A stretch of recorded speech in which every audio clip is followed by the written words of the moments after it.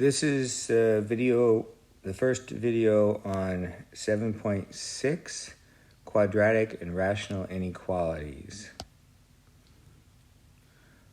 The solutions of quadratic and rational inequalities are intervals on the real number line.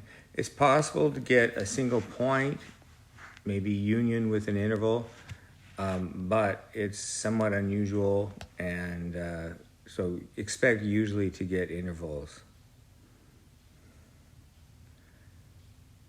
Okay, so to solve a polynomial inequality, first we want to write it in standard form, ax squared plus bx plus c,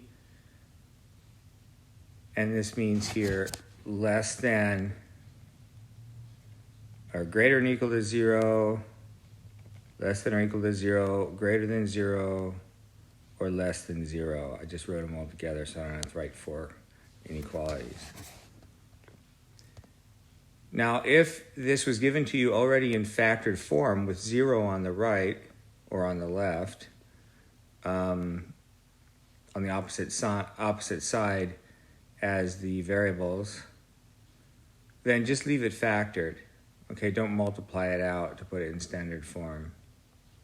What they mean by write in standard form is if you had terms over on the right-hand side there, instead of 0, you want to move those to the left, subtract or add to get them on the left-hand side. Okay, number 2, factor, or use the quadratic formula if it doesn't factor. So if you can't factor the polynomial with the factoring methods that we've learned, then you can use the quadratic formula to solve for the endpoints. And you do that by solving the associated equation, the equation that's associated to the inequality. The equation always tells you the endpoints. Okay. So again, factor it if you can, because that's the easier way to solve, much easier than the quadratic formula.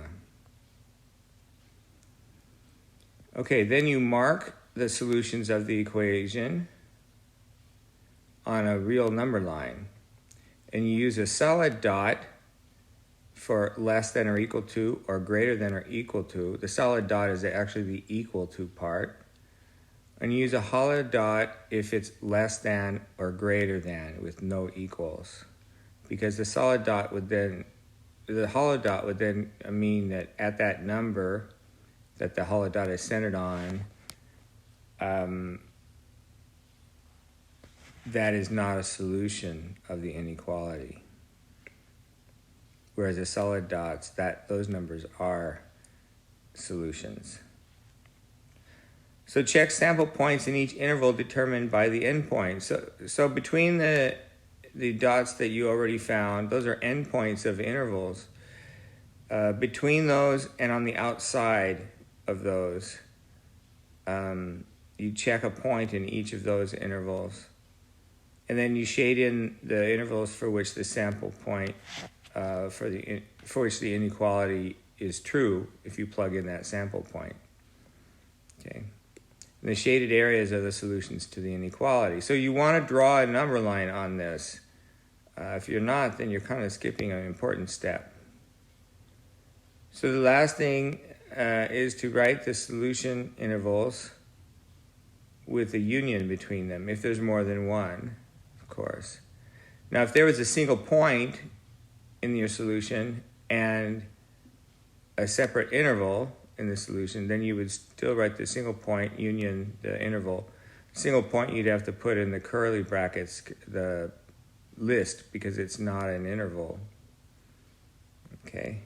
And then there's just a note at the bottom here that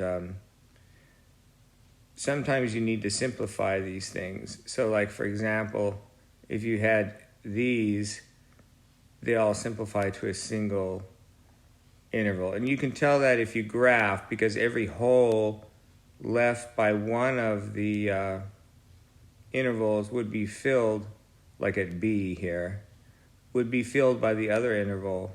And so all those lines are filled in from negative infinity to infinity.